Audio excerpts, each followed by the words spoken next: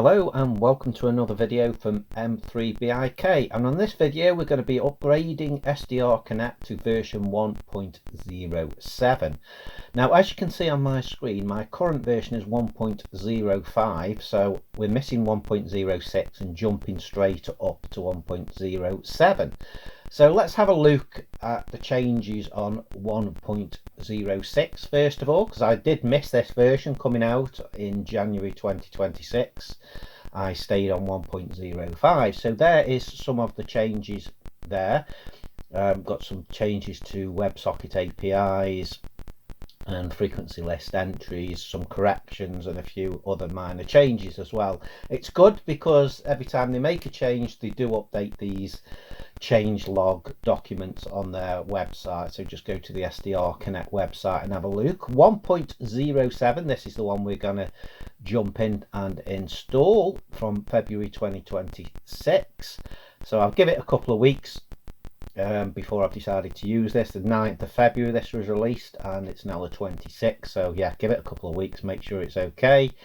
Some interesting features added: cat control emulator, so we might have a look at that at some point on another video. I'm going to be interested to see how that works, and not a lot of changes, but I'll leave them on the screen for you there for a second just to have a look at the changes on 1.07.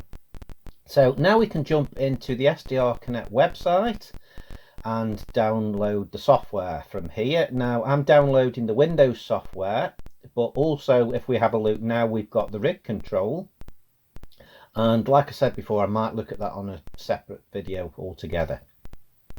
So I'm on a Windows 64 machine, so I'm going to download the Windows 64 version of this particular software, and I'm basically running it local and connecting to my SDR, which is on a Raspberry Pi.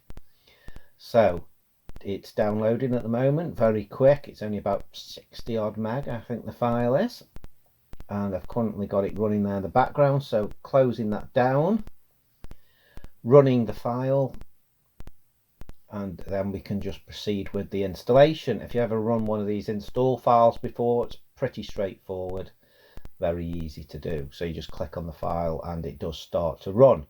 So usual thing about license agreement, etc., that we just need to click accept on, and next to continue. Again, it tells us, we might need to disconnect any devices that are connected directly to the PC. If you do follow the instructions and disconnect them, continue with the installation, it'll create a shortcut and everything like that. And it's just going to go through now and start to copy the relevant files pretty quick.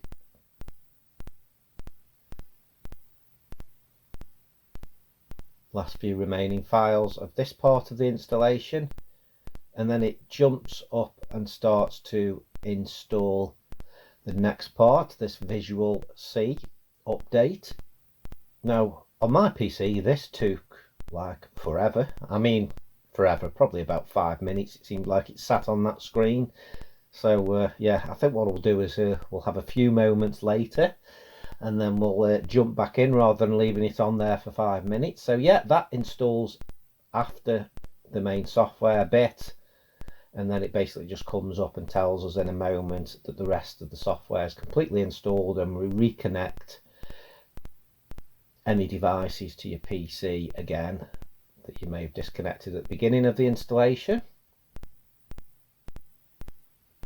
Just follow the instructions and connect the device, click next to complete that. And now if you've got a shortcut existing like me already there pinned on my taskbar, I can just click that and it should open up with the new version 1.07, and I can remotely connect now to my Raspberry Pi. There you go, and it connects. Now as per the instructions, we've lost the frequency chart from the bottom here. Obviously people requested, they didn't want the frequency list at the bottom, sorry, not the chart, the frequency list. So I'm going to just have a scroll around here and find it, but it is on the bottom right. I didn't spot it straight away. It's in the bottom corner there on the right, if you can see, just where the recording option and everything like that is. So just have a look here at the other options, but yeah, we can get the frequency chart up, and you can just drag it across. So you kind of, once you click it and move it, you get this option of where do you want to put it. So I want to put it at the bottom there.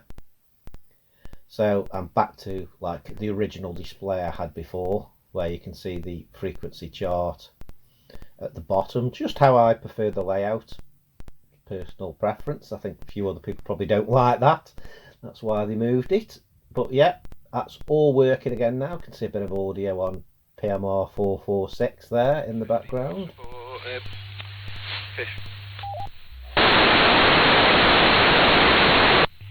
Sorry lads, 15 bags of post fix, and then FT Windows Dean popping around for half a ton of MOT in a bulk bag, please, thank you. Yeah, so that's version 1.07 of SDRconnect, and I love this software, so I'm always going to continue using it. This is the main software I use to connect to my Raspberry Pi and have a browse around and see what's going on the different bands. Thanks for watching this video, everybody. If you've got any comments about this, please pop them in the comments section of the video below, and I'll try and do another video regarding any other features I find out about this software. Thanks for watching, everyone.